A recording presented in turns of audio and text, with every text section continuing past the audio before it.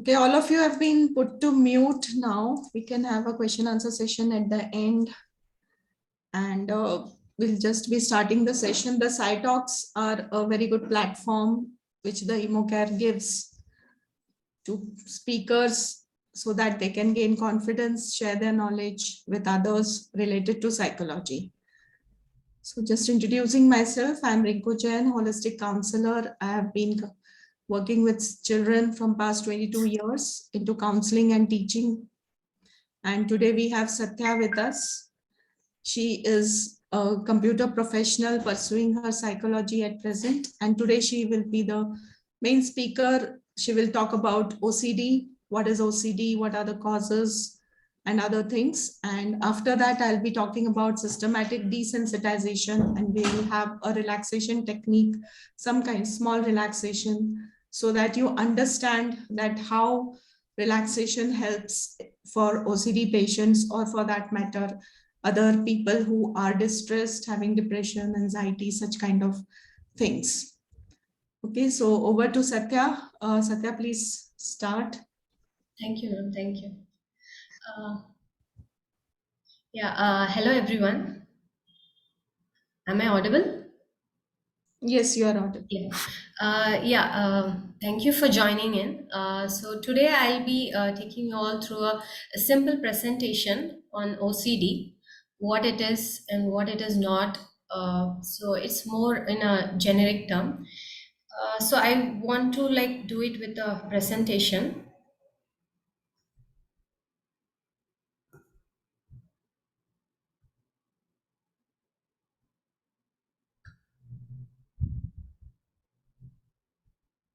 Can you guys see my screen? Yes. Yeah. So OCD, as it obviously stands for obsessive compulsive disorder. Um, so what is OCD?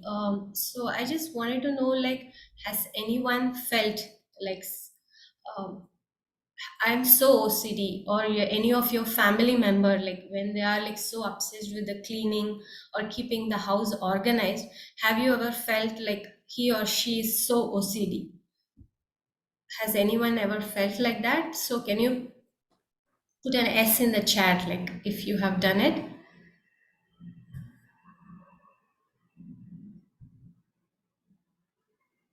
Yeah. Uh, so hold on to that thought. So we'll just see, maybe by end of the session you can revisit and see whether it is really OCD or is it something else. So that will kind of ensure that I have given the knowledge. So before going to the proper definition of OCD, I want to share what exactly is obsession and what exactly is compulsion. As the term OCD has these two important words, let's go through the definition of it. So, obsession is a persistent and unwanted thought, image, or urge that are intrusive and difficult to control. So, when we say intrusive, it is something that you don't want, but you're not able to control it. You're not able to kind of get rid of it, but it just keep popping in your mind and it kind of makes you anxious. For example, like say, have you, like you have touched a door handle in a public restroom. So the immediate obsessive thought is, what if it has like harmful germs? What if I'm going to get infected with that germ? So that's an intrusive thought. And a compulsion is a repetitive behavior or an act that individual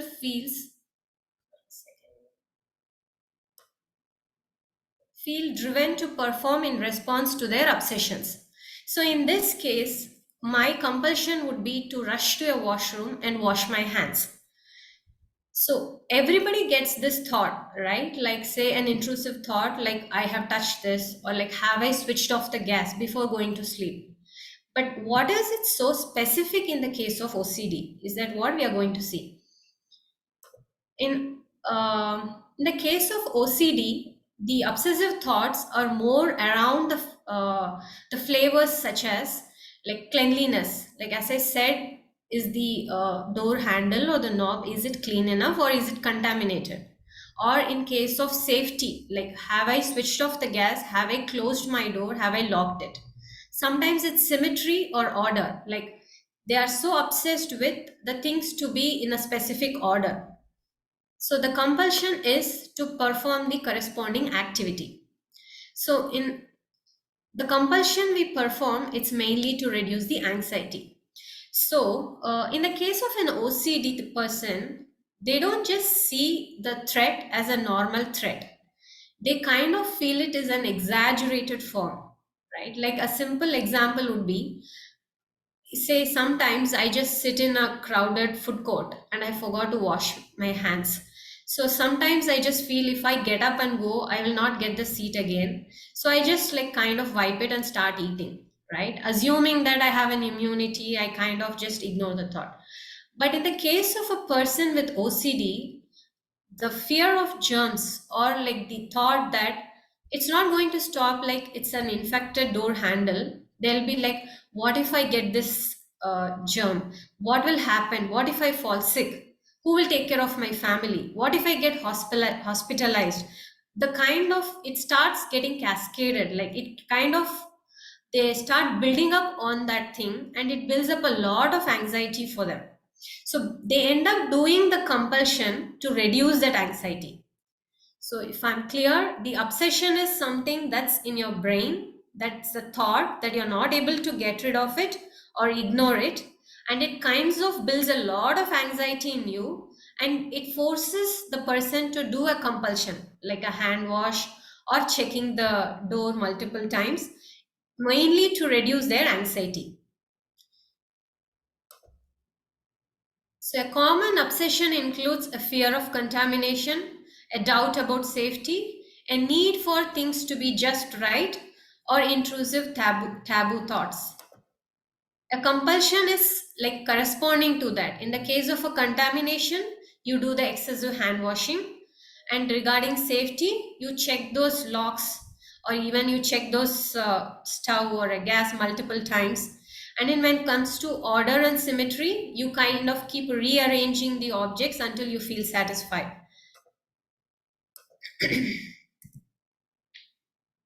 Okay, so now let's see the definition of OCD.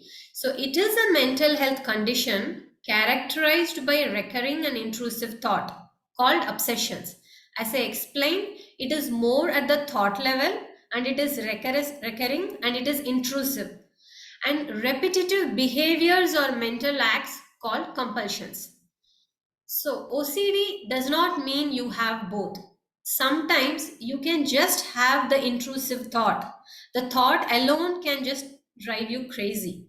Sometimes it's just the compulsions. Like, say, for example, they might not even have the obsession, but they just have the compulsion. They'll be doing the compulsion just to feel better. Or sometimes it's a combination of both. So, people with OCD often feel compelled to perform these compulsions to alleviate the anxiety or distress caused by their obsessions. So, I just wanted to show this small animation to show you how it's connected. The obsessions created so much fear and anxiety for me that I had to do something to make myself feel better. I was afraid to tell my friend what was happening in my head. I didn't want her to think I was losing my mind. The obsessions kept building and building until I couldn't stand it anymore. I didn't know what to do, and to make it worse, compulsions began. A compulsion is something you do to reduce the stress caused by a feeling that things just aren't right. To get rid of that feeling, you need to do something, like touching, counting, or chanting. A compulsion makes you feel relief for a short time, but before you know it, the obsessions are creating anxiety again. That brings back the compulsions. It feels like it's never going to end. Just like with Yeah, so I hope that animation explained in a better way. So it's the obsession that drives and makes you more anxious, and to reduce your anxiety, you do those compulsions. So what is unique with OCD is it just doesn't end with once. Like say everybody gets the thought, right? Before going to sleep, have I checked my door? Have I checked the stove? But in a normal person, we go, we check, and then we are done. We go and sleep peacefully.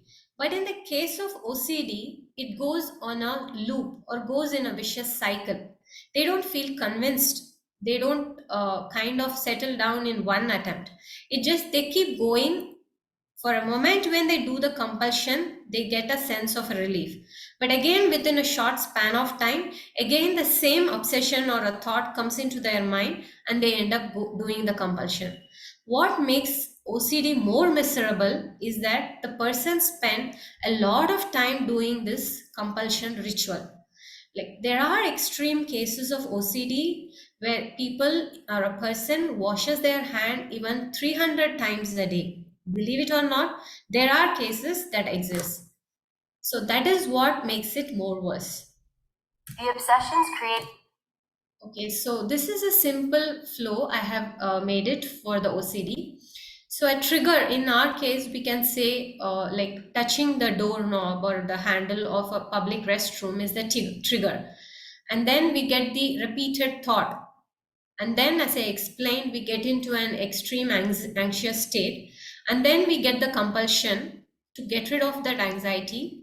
And once you get that anxiety reduced a little, you feel little relief. But again, it goes back into that state of obsession. So that is what it makes into a loop. So this picture looks highly technical, but I don't want to go deep into that. But I just want to highlight why is that they are doing it multiple times.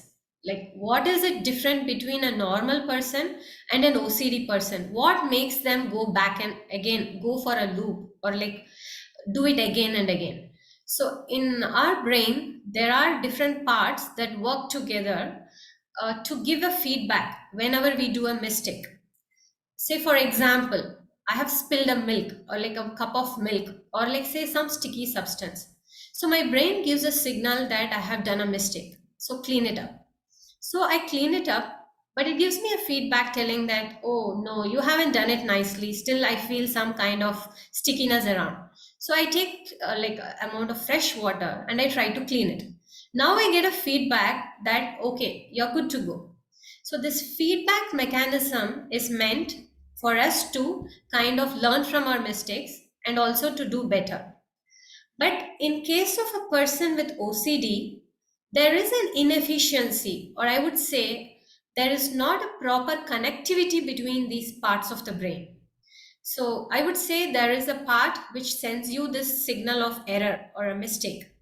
And there is a part of a brain that says, okay, you have done enough to correct the mistake, now stop, you can go ahead with the task. In a person with OCD, the error signal, they process it too much and they hardly receive the stop signal.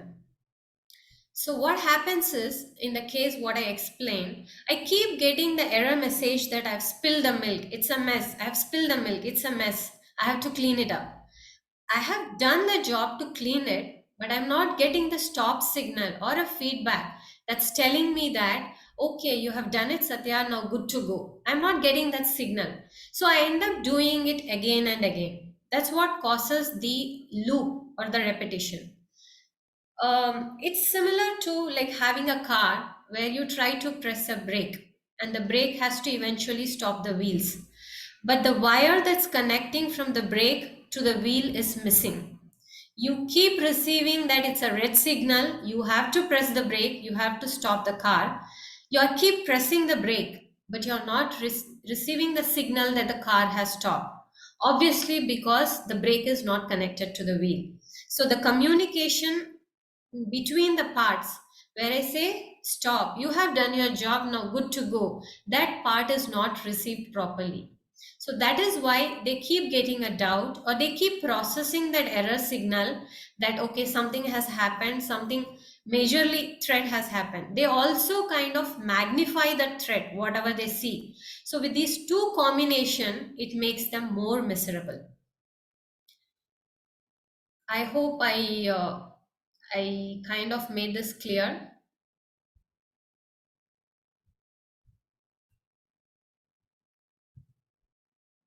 Okay, so now I just want to show this with a funny example, like in the compulsions alone. So this is from a series Big Bang. He is so prone to the compulsion of knocking 3 times before like asking anyone to open the door. Penny. Penny. Penny. What's up, Buttercup? So this is what his compulsion is. Good buddy, Leonard. Good buddy, Leonard. Good buddy, Leonard. What do you want? Hey, good buddy.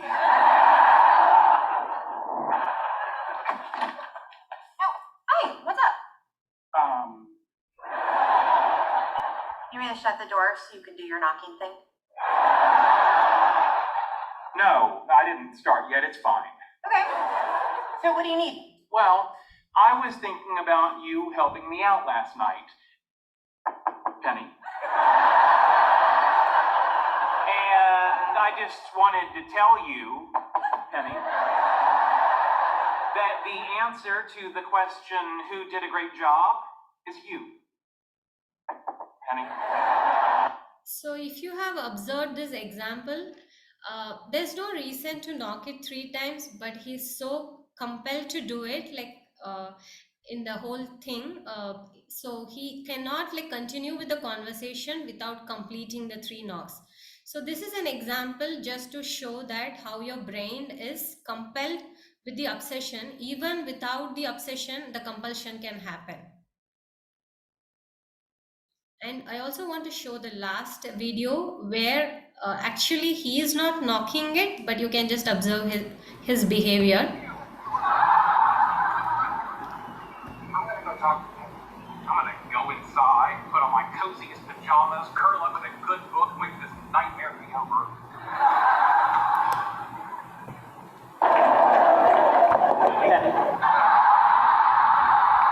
Sorry, I'll just rewind it. Yeah, if you have observed it, even when the other person is knocking, subconsciously he's trying to tell the name. So that is what compulsion does to us, like to the person who has OCD. They kind of get what do you say, the connect, even because of the repetitions, they have those compulsions get so glued to those obsessions. Sometimes even without the obsession, the compulsion happens. So I see somebody has raised hand. So you want me to take the question, or is it like, can we? We can take the questions after you finish the whole thing. Okay, yeah. Okay, so these are all the subtypes of OCD. As we already discussed, these are more like a flavors. So either it's the contamination where you you're obsessed with the contamination, you end up kind of cleaning it multiple times. And can I request not to scribble on the screen? Yeah. And hoarding is like the person cannot let go of the things. They get obsessed with the things. Either they associate memory, like say if somebody has gifted you a t-shirt, it's torn, it's already gone, it's time to kind of just throw it out, but the person doesn't feel like throwing it away. They are obsessed with the feeling that if I throw it away, I might forget my friend or the relationship might be broken. So they kind of have that obsessed thought and they kind of keep it with themselves. So that's the hoarding disorder. And symmetry with the symmetry obsession with ordering. Like as I said, they want things to be ordered, like in a specific order, either alphabetically or color wise, or like say a symmetrical. And then there's something called as pure O. In that you have these obsessive thoughts and you don't really do any physical act, like say closing the door or checking the gas, but you perform a mental thought. Like say for example, a pure OCD is like where you get thoughts like you are going to be a violent person, you might kill your own like say a family member. What if you have knife in the hand, what if you might hurt them? So you get such kind of violent unwanted thoughts. So you kind of perform a mental act, like say praying, or like say I'm going to count from 1 to 100, or like I'm going to count from 100 to 1 in a reverse.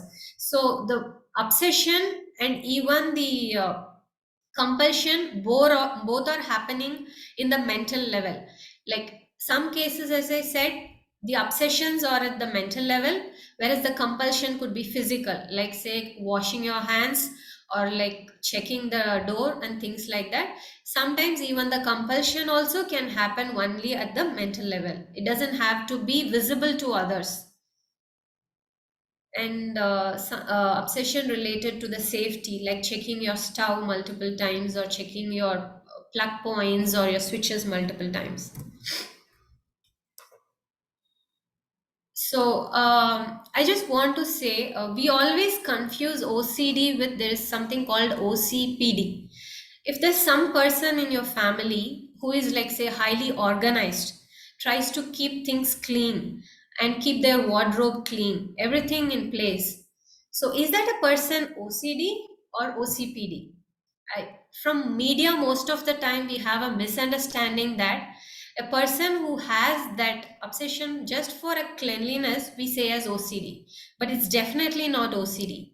There is a disorder called OCPD, which is obsessive compulsive personality disorder. It's a personality disorder where the person has the personality traits where their focus is mainly for orderliness. Like say they want everything to be labeled and they want everything to be in place, and they are like extreme they follow the extreme ends of perfectionism. The extreme ends, I mean, like say in the term of perfectionism, they sometimes even lose time trying to perfect it. They forget what is the actual goal, or they miss the timeline of meeting the actual goal.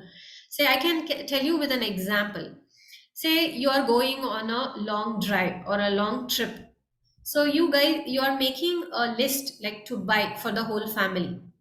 So the person with OCPD, what happens is they get so obsessed with this list making or the way to make list, how to organize the list. They spend so much of time in just making the list. They forget the actual goal of purchasing and packing. So a person with OCPD, as I said, they are like highly extremely person who want perfection to be there, and they have high control towards others in the sense whatever they do is the correct way of doing. So they don't let others to do it in their way. See, for them it's like my way is the right way. So generally they don't delegate the task to the other person. They think okay, they will not do it better, so it's as well I will only do it. So I can say an example, like sometimes you have a maid at your house. Some women, like say, if she is not so happy with the way she has cleaned the house, the person might end up doing it again. So in this case, either it could be an OCPD or the maid has really not done a great job. So they are not happy delegating the task to others, and they don't want others to do it in their way. They believe their way, whatever the person with OCPD is doing is the correct way of doing it. So preoccupation with order and organization, as I said, they are always like occupied with the thought of, okay, how am I going to do it? Oh, I have a list to make. I have to organize it this way. Rather than focusing on the actual goal, they focus more on this orderliness, organizing stuff, and they have excessive devotion to work. So, a person with OCPD, they even feel they are worthy enough only when they do a lot of work. So, they don't feel that, okay, I have my own self worth, I am lovable. They don't feel like that. Only when I accomplish so and so, I am like self worthy. So, they kind of, rather than spending time in interpersonal relationships, they might spend a lot of time accomplishing more towards the work. And as I said, they are like highly rigid and inflexible, and they have like a problem even with expressing their emotions. So what is the difference between OCD and OCPD? So OCD, as we saw, it's an anxiety disorder. So to get rid of the anxiety that builds up because of the obsession, we do compulsion. But whereas in OCPD, it's a personality disorder. The person has that personality trait, like of orderliness, perfectionism, and they have that control for what do you say, everything to be in place. And this is driven by anxiety and fear, and the OCPD is driven by need for control and perfection. So people with OCD typically recognize that their obsessions and compulsions are irrational. So a person with OCD, they know they are washing their hands so many times, it doesn't make sense. It's kind of creepy, but they have no way to go. Their brain is kind of pushing them to do. They know that what they are doing is not making sense, but still they end up doing it. But with OCPD, they believe they are correct and they are the best person to do it. They think themselves as the ideal person, and everybody has to follow this way of doing it. So that is the main difference between OCD and OCPD. And the last point is ego dystonic, and this OCPD is egocentric. In the sense that in OCD, whatever they do, their thoughts and behaviors, they don't match with what they want. Like, say, they don't want to wash it so many times, but they end up doing it. But in case of OCPD, they know they want things like orderliness, perfectionism, everything. They know what they want. They also do what is needed for them. So the main problem with OCD is that the person has the problem because of this ritual, doing things so many times. It kinds of become a problem for the individual person. But with OCPD, the person doesn't have a problem. The people around him, like say the family, the friends, whoever is with the OCPD person generally sees the problem. Whereas the OCPD person hardly finds that he has a problem. So causes of OCD. So genetic factors, obviously when the family, any of the family members, immediate family members, there's a high probability that the other person in the family also can kind of develop OCD. Neurological factors, as we saw, the parts of the brain that control these error and signaling mechanism. So we know if there is any anomaly or any dysfunction in these brain parts, then it can also develop into OCD. And any childhood stress or trauma can cause later develop into an OCD. And there's also this personality traits, like say you have a difficulty handling uncertainty, like say you're always planned, even for the worst case scenario, you're always prepared. You're not like say let it happen, let me handle it on the go. If you're not having that capacity, if you don't have that ability, then it's likely that you could develop the habit of OCD, and you have heightened feelings of responsibility or perfectionism. So the if we observe a person with OCD, they always feel that they are responsible for everything. Like say if I have not switched off the stove, like say there could be a gas leakage and there could be a cylinder could burst and my whole family could die. So it could all be because of me. They kind of take a lot of responsibility, and they have this heightened feeling of trying to be responsible for everything. So these characteristic traits also could later develop into OCD. So when it comes to treatment, CBT, the psychotherapy, the CBT is the proven method. So it mainly helps in understanding the connection between the thoughts, feelings, and behaviors. So we know everything is triggered from our thought level. And even in the case of OCD, we know it's those thoughts that's driving them crazy. So we can psychoeducate them at the CBT level that how these thoughts, feelings, and behaviors they work together in the case of OCD.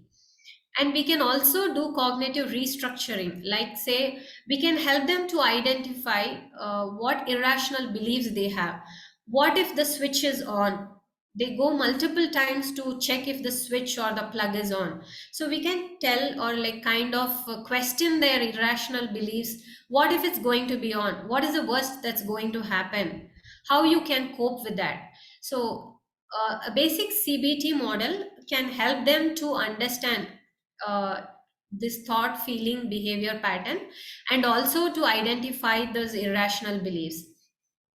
The main therapy is the exposure and response prevention therapy, wherein you expose them to this situation where they get anxious, but you kind of stop them from performing the compulsion.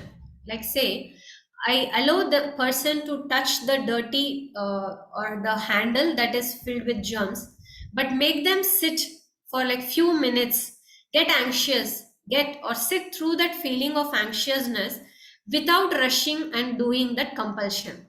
So this is similar to what we do it in systemic desensitization, where we expose them and then slowly get used to that anxiety, kind of get over with the anxiety with the relaxation techniques. But in this case, we expose them, let them get the anxiety, but they are not going to do that compulsion that's going to reduce. It's rather handle their anxiety in a better coping method. So in exposure and response prevention, we have in vivo, which means you're exposing it in the direct environment. And in imaginal, which means you're visualizing that, you're touching that, and you're handling that situation. In vivo is like it is the actual scenario that is happening. Imaginal is like you're kind of making them visualize the scenario and how they are reacting and how they are coping up. So that was the OCD part. So we have few other disorders that are like similar to OCD, but they are not exactly OCD. It's called body dysmorphic disorder, where a person tries to kind of get obsessed with even tiny little details in their body. It could be a tiny spot or like a scratch, or like it can be something very tiny which is not even like say visible to the other person, but they get so obsessed with that they kind of try to groom themselves or like try to hide it. They get so obsessed with that and kind to work on that obsession so that it's not visible to others, but in reality it is hardly visible to others, but they kind of obsess with that even tiny little details. The other one, as I said, the hoarding disorder. The person has difficulty in kind of getting rid of the unwanted items. It kind of gets so cluttery that they cannot even perform their normal. Even their living room gets so cluttered. Their wardrobe gets so cluttered. They can't just let go of the things. So just letting go of those unwanted things causes them distress. So they just hold it back. And trichotillomania is they have a kind of a distress, and they kind of pull their hair to kind of relieve the distress. So these are all similar to OCD, but they are unique disorders, and we have diagnostic criteria to diagnose them. Excoriation is nothing but the person keeps picking their skin. Like you can even see in the picture, notice there are a lot of skin lesions. So they have a kind of struggle in controlling that behavior. Yeah, so that is the end of the session. So I can stop the screen share. Thank you. Thank you so much, Satya. Thank you. Siva sir has also joined us. Thank And before we take any questions, sir, you're saying something, I suppose. You're on mute, sir. Sir, you're on mute. 1 minute. Yeah, is it audible? Yes, sir. Yeah, Satya, it was a very wonderful presentation. Thank you, sir. Absolutely marvelous presentation. And it is very nice to listen to all the various aspects of OCD. And it was as if I am listening from a clinical psychologist. The details which you were sharing, as if directly I'm listening from clinical psychologist. Wonderful. Thank you very much. Thank you very much for joining. And Satya, she is an international life coach, and now she is also doing her PG in psychology, and she has been doing many life coaching sessions she is taking. And Satya, how is your journey with Emocare? It's great, sir. It's wonderful. Like I always had a self-doubt whether, like, for me, it's a totally different path when it compares to career. But you gave me so much of confidence. Like I feel like I can do it. Like I can kind of touch a lot of hearts. So that is what I wanted to do. So I am like equipped with all the trainings that you are giving, and I'm like always ready to learn more. And you have been the person like who have been motivating and keep us going. So really want to thank you for that. Satya, two aspects I would really like to appreciate. One is your language. Your language, it is wonderful. And team, I am sharing a link in the chat box. Okay, this is actually team. Please don't put anything on the chat box. Okay, let this be the last aspect. You people can copy it and keep it in your desktop. Okay, I have shared a link. This link actually it assesses whether someone is having OCD or not. Okay. See, this is actually a OCD scale. I request people not to put any message. Again, I am telling you because this link will go. No message, please. Can you just? Sir, I have disabled the chat. I have disabled the chat. Yeah. Can you just put the link also one more time, Riku? Yes, sir. So this link, actually 0 to 22, that is absolutely normal. Suppose you are giving this, actually this questionnaire, the paper pencil questionnaire, I will share it in the group. I will share it in the group. And also the presentation of Satya, that will be shared in the group. The link which I am sharing, it is for your learning purpose only for your learning purpose. Okay. So open the questionnaire and attend it. Okay. When you attend itself, you will be able to understand. If your score is up to 22, okay, then it is normal. If it is above 22, then psychological intervention is required. Now, the psychological intervention that may require more, that is psychological intervention, maybe a clinical psychologist or psychiatrist, if the score is very high. Okay, so 22 is the baseline. So this question, you people can just do it. And the actual questionnaire, paper and pencil questionnaire, I will share it with all. Now I am giving the stage to Rinku Jain. Very happy to introduce Rinku Jain to all of you. She is a psychologist and also a life coach. She has taken many training programs for students. If at all, if you have any students who are not studying, who is not getting good marks, then Rinku will be the best person. You can contact with me also, and I will we will be able to refer those aspects to Rinku ma'am. So actually, she is a very active member in Emocare in smart homes. We are having something called happy homes and smart children, and already she has taken many sessions for students. The happy home, it consists of 7 sessions to students from 6th standard to college students, wherein we train the students on smart learning and we train the parents on parenting. And Rinku Jain is a member in that, and our Neeta Singh is also a member in it. Rinku has given many sessions in schools, colleges, and corporate companies. And I welcome Rinku Jain ma'am for the session. Rinku Jain, it is over to you. Thank you, sir. Thank you for a wonderful introduction.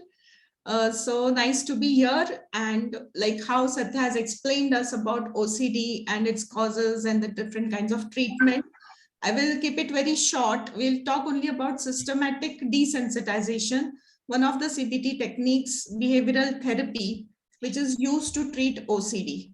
Okay, as you all have seen that OCD, obsessive compulsion disorder, it is basically because people have compulsions of doing something again and again repeatedly. So how does systematic desensitization helps to reduce this kind of obsession? How it will help us to reduce the anxiety because of this particular problem. So I'll just share my screen.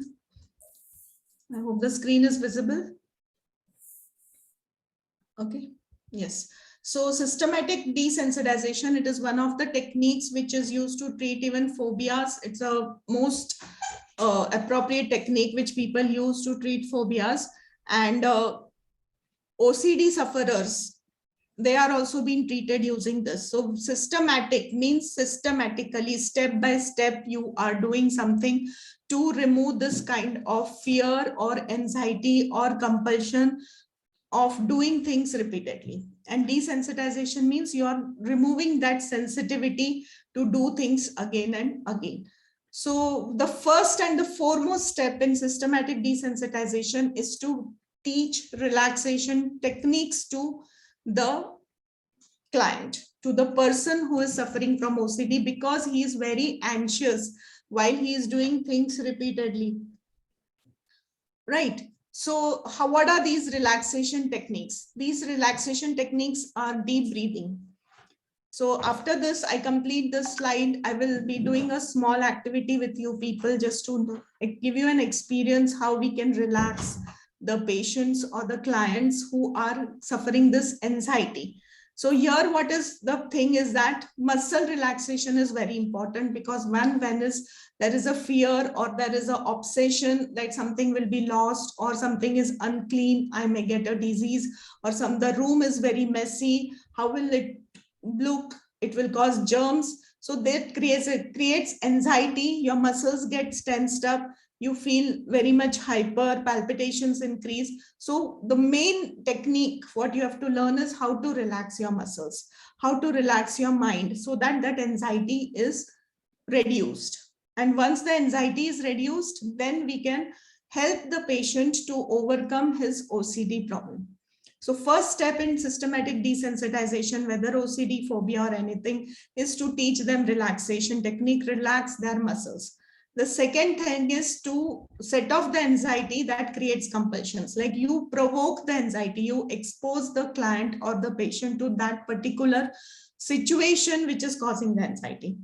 So in OCD, we saw a person has an obsession of germs, like, okay, if I touch this, there are germs, he goes and washes hands. So we are exposing him to touch the hand, but we are not allowing him to go and wash the hand. So what we are doing is provoking the anxiety, exposing him to those things, then asking him to do the relaxation technique, what we taught him. So what will happen is he will relax, the anxiety will go down, and he will be in a stage to understand, okay, I don't have to go and wash the hands. This takes time. It is not a one-day activity. Some may take it months, some may take it days. So depending on how the patient or the client is responding to your things. Right. So the treatment phases, like you ask the client to look at the photo of what is producing that OCD response. For example, a messy room. Even the photo will produce anxiety in him. And then we ask him that, okay, whatever relaxation technique we have taught you, just do it. So once after seeing the photo, he practices the relaxation technique, he understands, and his anxiety reduces. And slowly, then we walk him towards the mess, and then finally touch the mess. Okay, so it's the photo, relax. Then some things which are in real, relax. Then go and touch those things, again, relax. So like this, when he's practicing the relaxation, whenever he's getting anxious, whenever his anxiety is increased and he's obsessed to do something, he will be getting into practice of relaxation and he will relax himself. So that is what is systematic desensitization. So what we are doing is we are taking the clients through their anxiety provoking situations, and we are asking them to control that anxiety through the relaxation techniques. The goal is not to feel much anxiety when present with the trigger. So again and again, when the person is relaxing, feeling calm, then his anxiety reduces and the obsession will also reduce. So this is my number if anybody would like to contact. And that is what is systematic desensitization in short. So the first step is to relax the muscles. So we'll have a small activity of relaxing the muscles. I would want everyone to just relax wherever you're sitting, leave your pen, paper, you're making notes or whatever is in your hand. Just sit in a very relaxed position on your chair or table, wherever you're sitting.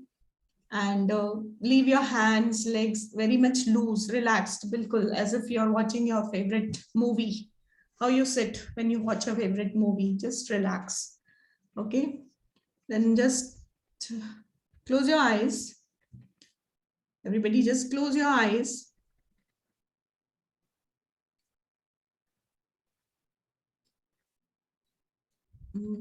It's just a 2-3 minutes activity. So if you could focus, close your eyes, sit in a very relaxed position, very comfortable position. Do take now slowly breathe. Focus on your breath. Slowly just breathe and focus on your breath. Focus how the air is coming in, the air is coming out of your nostrils. Focus on your breath. Now what you're going to do is you're going to breathe through your chest, through the diaphragm, not through your stomach. When you're taking in your air, your chest should expand, not your stomach. Take a deep breath. Take a deep breath. Fill your lungs with a lot of oxygen. Release it slowly, steadily. Release the stress, the anxiety. Release out all these things slowly. Relax yourself. Take one more deep breath through your lungs, through your diaphragm. Let your chest expand. Let your chest expand. Feel that oxygen, feel the relaxation. Slowly, very slowly release all the stress, all the anxiety. Relax, relax your muscles. One more time, we'll take a very deep breath. Fill our lungs with oxygen. Expand our chest. Breathe through the diaphragm, full of oxygen. And slowly, very slowly, we are releasing all the stress, all the anxiety through our breath. All our muscles from head to toe, they are relaxed. You're feeling calm. You're feeling calm. You're feeling nice.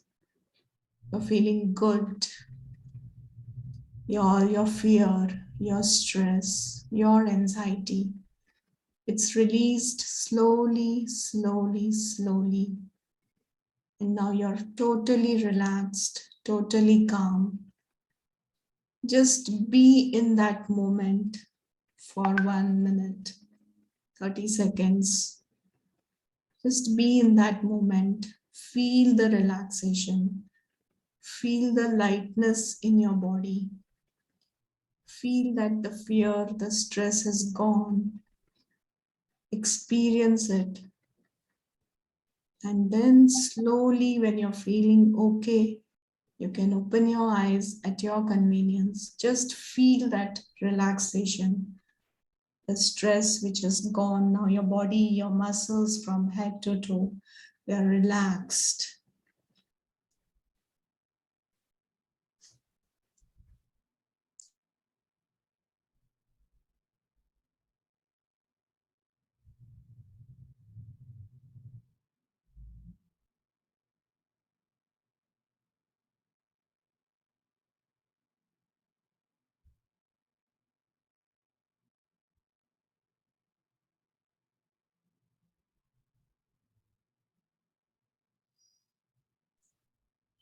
Yes, you can open your eyes at your convenience and hope you must have felt that relaxation within you. This is how you teach. This is a very small thing, what I just showed you a glimpse. You can teach such relaxation techniques to the clients to reduce their anxiety. Okay, if you know yogasanas, breathing, pranayama, pranayam karte hain hum, your anulom vilom, or deep breathing through your chest, breathing through your stomach. All these have different effects on our body. And these all techniques, they help to reduce the anxiety. And for OCD patients, this is very much helpful because even small things make them very much anxious, which leads to other medical health issues. But when they learn to relax themselves, they are mentally, physically fit, and they are able to handle things very nicely, very positively.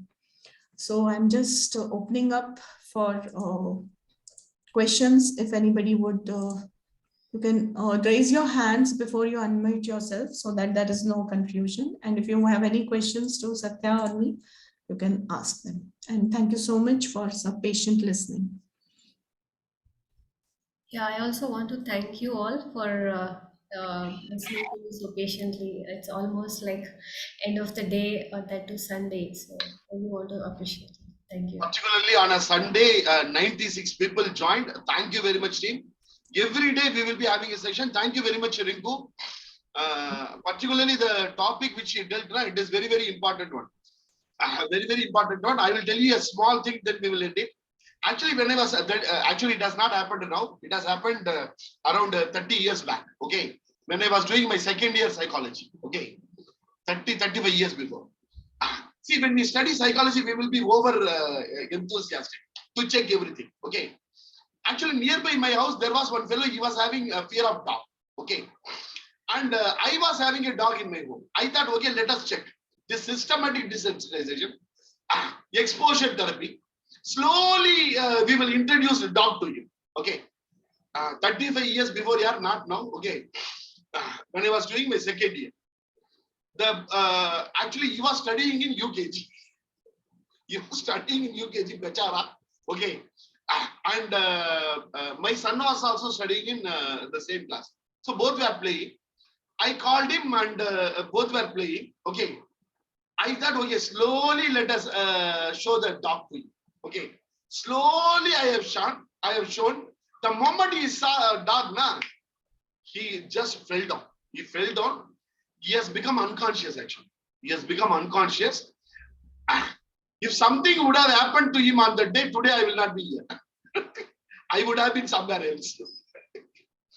Luckily, by God's grace, I prayed. Actually, I don't believe in God. But when you are in trouble now, you call all the dogs, all the gods, not the dogs. All the gods you call. The moment you are in problem, okay, Jesus Christ, Allah, Shiv, Vishnu, everyone we call and pray, Are Bhagavan Bachadu. Then afterwards, we will not go near the temple. Okay, that's a different issue. But luckily that day, the boy got up. Only I understood when I was studying in second year. It is it's a subject we have to utilize with use it with care. Any techniques, any aspects, we have to use it with care. Even before making a stamp on someone. Recently, I met a girl. She came and she told that, sir, actually, I am having schizophrenia. I told her, you are having schizophrenia. I asked her, who told you? She told, sir, actually, my father is suffering from schizophrenia. So I also got it. I asked her, who told you? She told the doctor. When I was talking with her, she is absolutely normal. She was absolutely normal. Sometimes we try to put a stamp on someone without having any kind of measurement or assessment. So all psychologists here, we have to be very careful.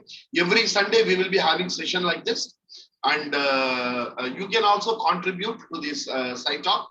If you are good in something, please get in touch with me, and we will be giving you a chance. And already 53 people have joined for the 6-month diploma. And if you have not yet joined, kindly join. And you will be getting the mindfulness therapy program absolutely free of cost. And there are many doubts people are asking. One is RCI registration. Counseling has nothing to do with RCI. RCI has no role in counseling. Please understand that. For doing counseling, if anybody asks, do you have RCI affiliation? Please tell him that go and study LKG and come to the class. Okay. RCI has no role in counseling, general counseling. RCI is related with the rehabilitation counseling. They are related with rehabilitation. That is, somebody is not able to see, somebody is not able to hear. Okay, all these aspects. And clinical psychologists, they are giving registration. Apart from that, the general counseling, premarital counseling, postmarital counseling, and all other counseling. And one more aspect people are having doubts, sir, whether I will be able to do the assessment. You can very well do the screening. Any psychologist, you can do the screening. But the only thing is, you will not be able to prescribe. Suppose you are doing the IQ test. Okay. IQ test you can take, you can screen. But the only thing is, you cannot put it in the paper. To put it in a paper, clinical psychologist is required. That is, to put in a paper means you, in your letterhead, you cannot write that this child is having either low IQ or high IQ, whatever may be the aspect, that you cannot put it in writing. But for screening purpose, see, somebody is coming with telling that, see, I am feeling depression, I feel depressed, I feel depressed. Then you will have to do the screening. Nah? Only when you screen, you will know whether you have to refer them to a psychiatrist, whether you have to refer them to a clinical psychologist. Then only you will know. You will have to administer big scale or depression or any other aspect. Only when you administer, you will know it. So any assessment, the psychologist can do screening. The only thing is, you cannot prescribe it. RCI has no role in counseling. And one more person, she called me and told, sir, one company told that actually I have completed my 12th standard and I joined for graduation. 2 years I completed, and I already connected with one company. They told that if you attend our program, you can do counseling. Sir, what about yours? I told, if you do counseling, you will get arrested here. It is illegal. It is illegal. I told 3 years, 3,660 hours of regular study is required. Don't do counseling based on some X, Y private people are telling. You should have a UGC recognized certificate. All the private companies, including Emocare, what we give is skill development training. Ours is a skill development training. And it will not give you a legal entity to do counseling. Only in Emocare certificate, you go and check any certificate in India. They will not add a word, but in all my certificate, I will add a word.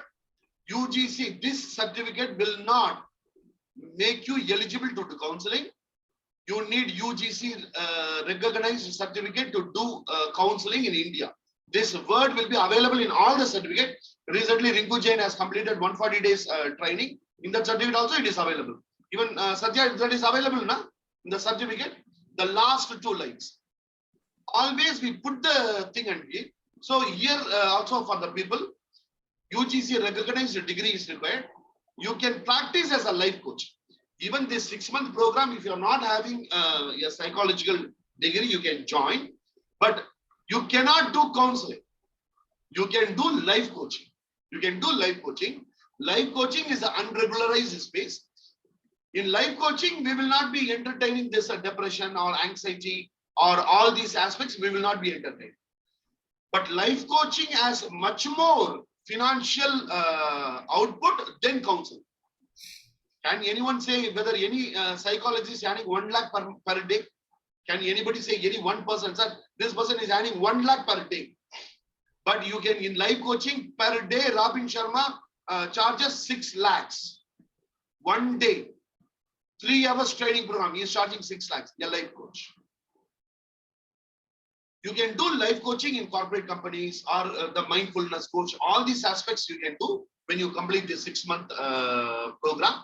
You can call yourself as an international certified life coach, but counseling you cannot do it. Counseling, if at all you want to do it, UGC recognized certificate is required.